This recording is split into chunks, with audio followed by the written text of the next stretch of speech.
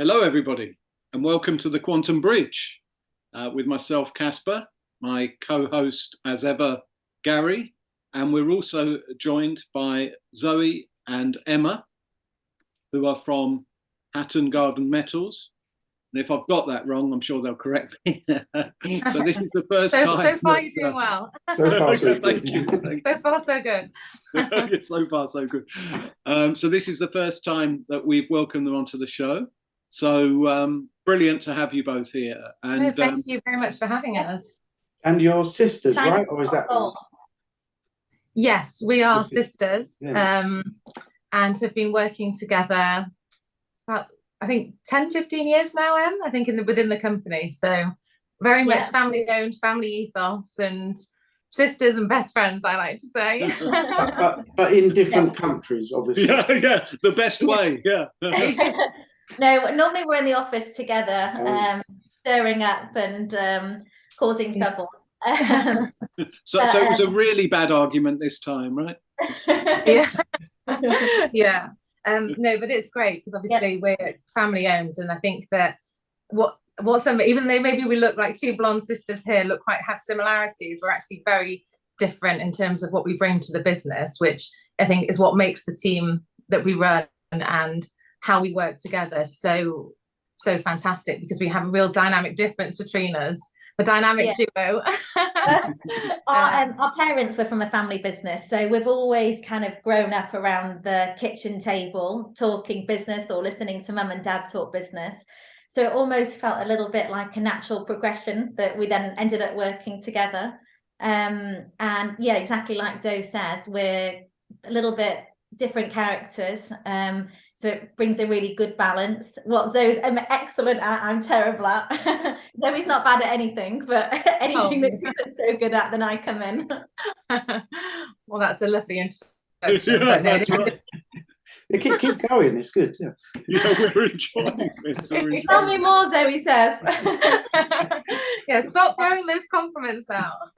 Yeah, but it's really great though, especially in this industry, that it is a family industry, because that family element really brings, I mean, what we think from the whole team, a passion for what we do, a sincerity about it. And there's always this undercurrent theme in everything that we do is, how can we be better, and how can we be better for the customer? Because of the nature of our industry, it's really important that people are buying from a trustworthy company. So I think that family element kind of is kind of extended into every single part of the business. And when did this start then for you guys? So we officially sort of became a family-run company. I mean, the company was founded in, I want to say 2008. Yeah, that's right. So yeah, 2008, 2009. And then I've been here for 14 years, I think now it is. I keep thinking it's around 10, but I keep forgetting that I age every year. So obviously I get another year under my belt. So I've been here sort of, I think 14, 15 years, something like that. And just with what Emma's saying as well, we've had most of our staff that have been here as well. We've got a fantastic team of just the most wonderful, hardworking, and really bring those family values to light. And we've got, I think, 4 or 5 of those staff that have now celebrated 10 years with us. So it's a fantastic team that we have. And as Emma was saying before about those family values going through, we don't just say that as a selling point. It really is something that, you know, really does resonate all the way through to the customer. And I think that's probably what has paved the way for the company to grow. We're honest, straightforward. We work on a market. We show you our premiums. You get, this is the price. This is the product. That's the best we can offer, and that has worked for us.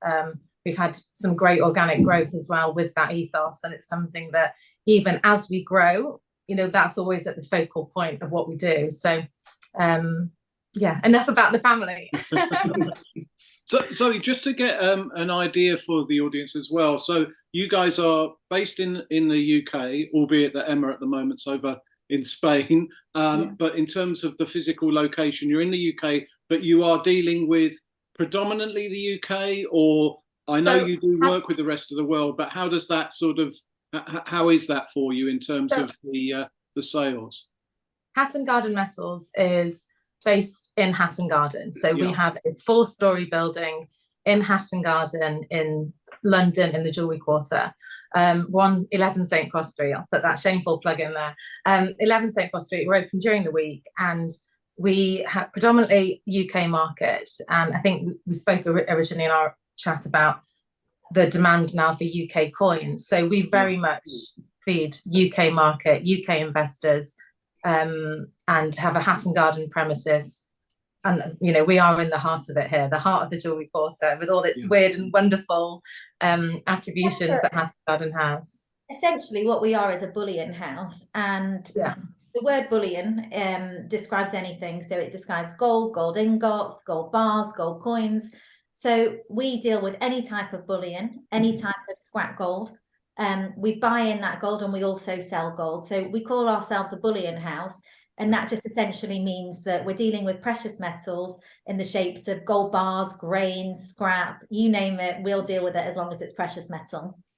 And that includes all the other precious metals like silver, palladium, platinum, and so on. Exactly. Yes. So we've got silver, platinum, palladium, and what am I missing? Gold. There is some gold. Okay, great.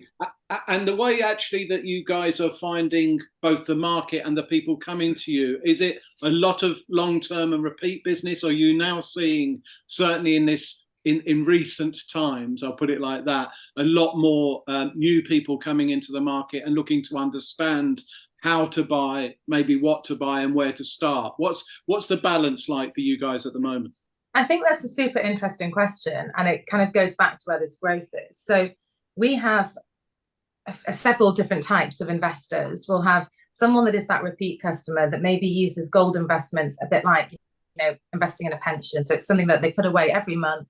They might buy a gold sovereign, a gold Britannia, you know, whatever works to their budget. So if it's 400 quid, it might be £100, it might be a 1 gram bar, it could be £5,000 a month. So some people will be regular investors. They'll buy every month like clockwork. You know, payday comes in for them and they'll put money away and not look at it really. They're not interested in that day-to-day movement of the market.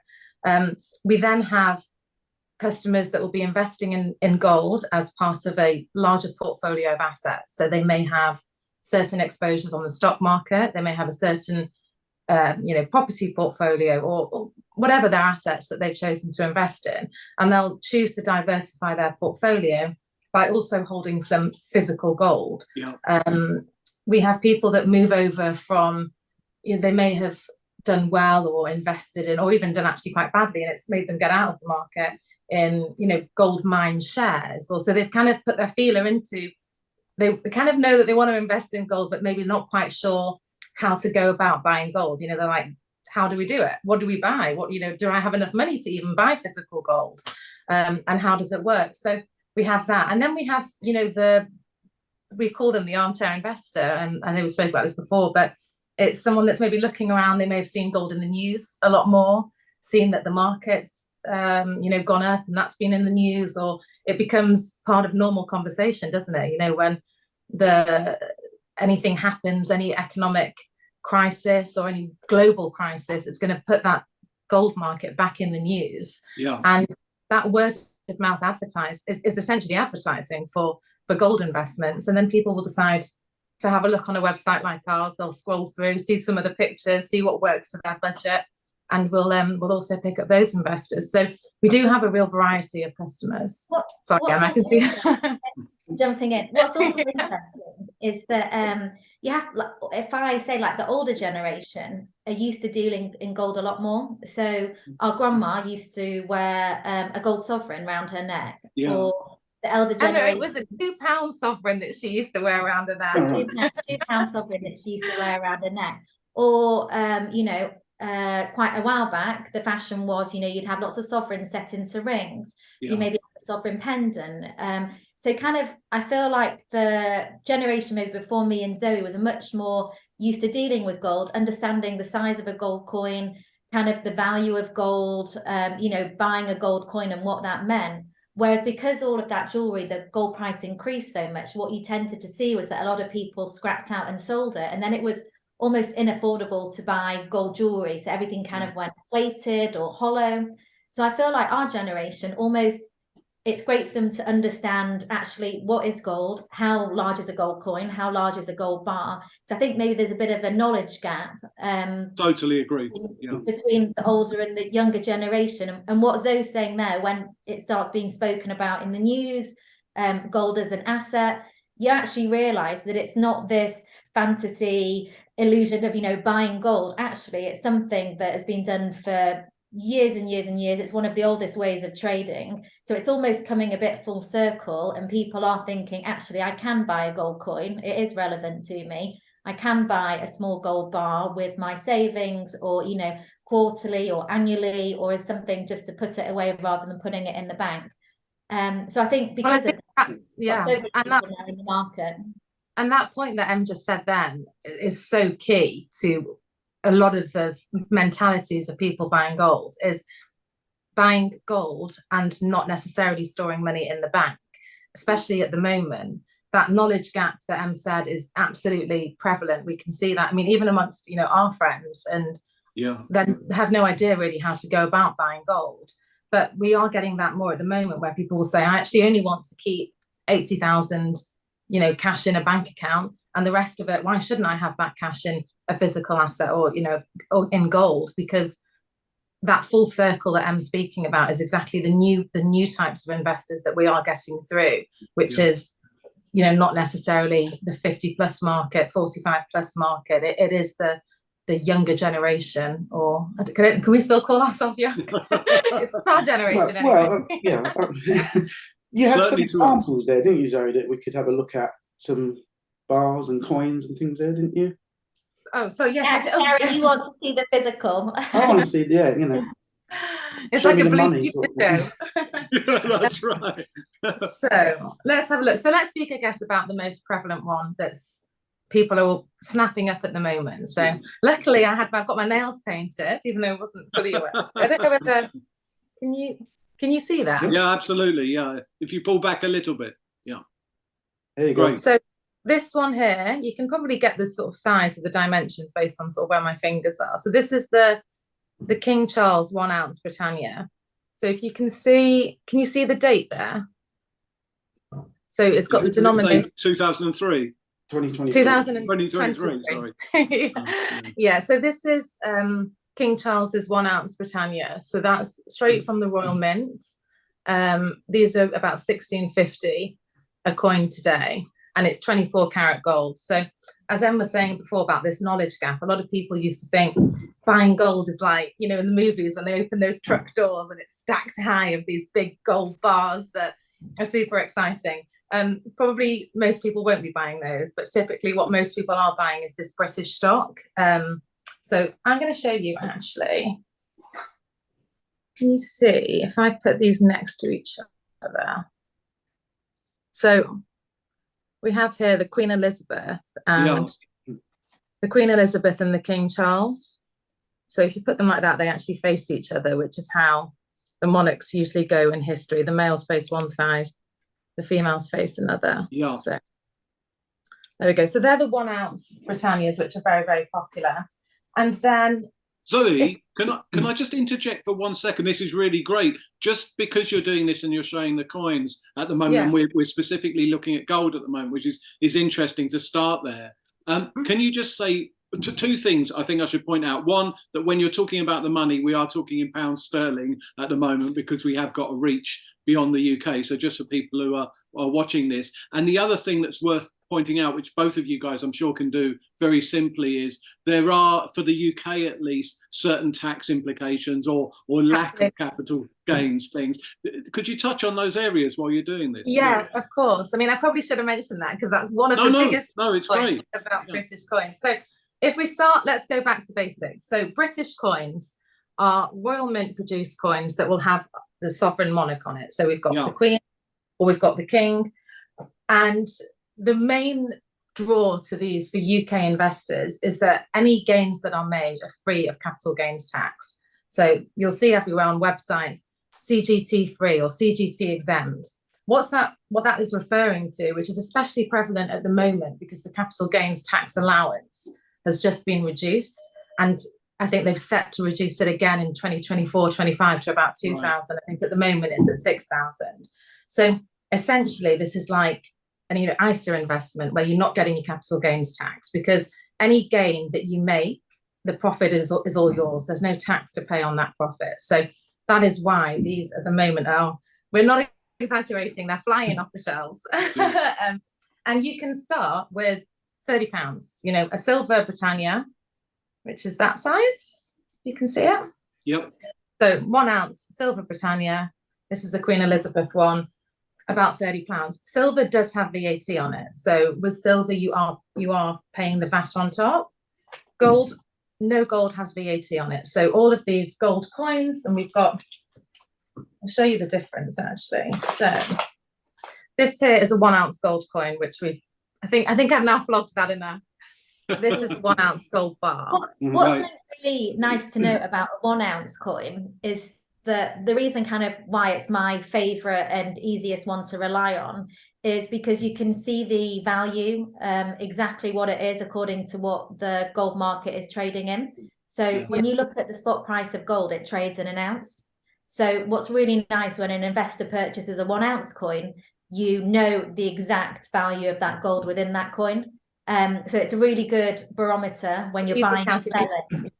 Yeah, to work out A, what's your premium, and B, if you are selling, how close to the spot value are you getting? So when an ounce comes in, we love it because it makes our job a lot easier. No, of course. Just to say, guys, the other thing worth maybe you pointing out here is, of course, people might be aware of this whole thing, particularly with gold, of 9, 14, 18, 22, 24, and so on, and may not realise that actually these gold coins, as far as I know, obviously some are 22, and those that are fine gold are actually 999.9 and so on. So they're absolutely as close as you can get to complete purity. Is that right? Are those coins that we're being shown effectively 24 carat? It's totally correct, but actually the world's most traded 1 ounce coin is this one, which is a gold Krugerrand. Yeah, the Krugerrand. So the South African Krugerrand, which is 22 carat, but it's considered a 1 ounce gold coin. So it contains 1 ounce of fine gold, and it's alloyed with copper, which kind of gives it that coppery. That the copper alloy is used. It was also used in British coinage in the British Britannia prior to 2012. Was also 22 carat. It was only since 2013 that the British Britannia has been made of 24 carat. That's really interesting. Yeah, thanks for letting us know that. Yeah, and what's actually people do get, as you rightly say, Casper, they do get very focused on, the carats and what this is. And I'm looking for fine gold. I'm looking for 24 carat gold. With almost the assumption on that, which is 22 carat, is going to be worth less than this, which is 24 carat. Yeah. Well, the value is exactly the same. The weights will vary because this is 22. Yeah. But in terms of the gold value of those two coins, the makeup of them is different. The actual content ultimately is the same. Yeah, okay. They're 1 ounce investment coins, 1 ounce. And interestingly as well, the British coin that's a very, very popular coin as a starter coin as well for investors is the gold sovereign, which is 22 carat. So gold sovereigns are 22 carat coins, extremely popular because that's the 1 ounce coin. Not everyone has 1,600 quid. No, they're more accessible. I think that a lot of our audience, and certainly ourselves, if ever we were able to buy gold, we may have to start in the area of even, certainly on that side. My mum has a nice story about this. She says back in the day, she just wishes that she had purchased a sovereign every so often, because the value of that sovereign now, it was more affordable to buy in back then, because obviously the gold price was lower, the price was less, and like you said, it was a lot more accessible. And she just says, I wish I had that value of hindsight, that every so often, why did I not just put a little bit I think our grandkids will be saying this to us. But the other thing, guys, that and I know we're not got a huge amount of time left, and this has been incredibly informative, I hope, for everybody as a first foray into this world with you guys at Hatton Garden Metals. But a sort of key thing, I think, for all of us to bear in mind is that these these coins and these investments are something that is tangible and that you can hold. And a lot of these people, I'm taking it, that are buying from you guys are actually having them delivered to them, so they are physically holding them.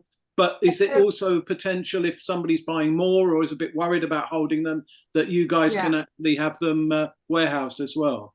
Yeah, absolutely. So we offer fully allocated storage. So we do that free for, Emma might correct me on this, I think it's 6. So when Zoe's saying fully allocated storage, what's really important to understand from that is that when you purchase that gold coin, that gold bar online, that physical gold coin is then taken and put into your own personal storage. So when we say it's fully allocated, it means it's completely supported by the gold itself. You are never able to sell gold that you can't physically put into storage. And that's really important for buyers to remember, that when they are purchasing gold, make sure it is fully backed and Absolutely. obviously insured with your storage. And I know that there's a lot of things with that. I know that sort of description, we're used to saying it, you know, fully allocated storage, and it's a really key point. If you were to buy that exact crew brand, it would go in a bag with your invoice in a vault, and you know exactly that coin goes. It's not backed by an equivalent on a market. It's physical. You're the legal owner. You could say, so actually, Hatton Garden Metals, I'm coming in tomorrow to collect my item. That item would be waiting for you there, ready to collect. And Casper, like you said about that tangibility, what's really interesting nowadays is, okay, you've got cash in the hand that is tangible, that it's yours, but what other investment can you just have that Absolutely physical right. possession? You know where it is. You know that if you need it, it's in either a safe storing place, maybe you've got a safety deposit box that you use, but it is accessible to you. There's no charges that you're going to incur. It's just almost mind-blowing that, you know, so many people don't Also know gold and the benefits and it of has that value. It has that value where you don't need to look for, you know, it's not a property where you have to look for a buyer for a house, or there's an immediacy. And also the other thing at the moment that we've got, I know we're going to have to bring this to a close, and I hope you guys will consider coming back because this has been fascinating. But one thing I would like to mention, Casper.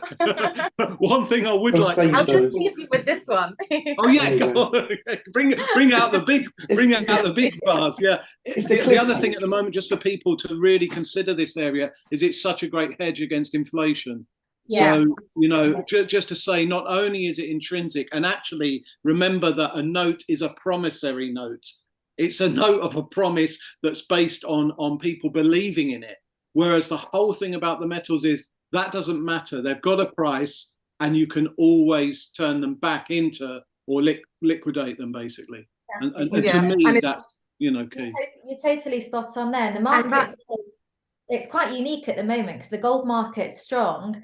Obviously, inflation is high and interest rates are high. So it's this time in the market where the gold market's strong despite the fact of the trading conditions. So what we're seeing is a lot of people interested in coming into looking at gold because of almost this unique situation at the moment. Great. I'm going to have to use that as our moment to wrap up. Very sorry. I hope you guys come back on. Thank you for having us. Thank you so much, guys. Thank you very much indeed, guys. We hope to see you soon. Sure. Thank you. Bye. Bye.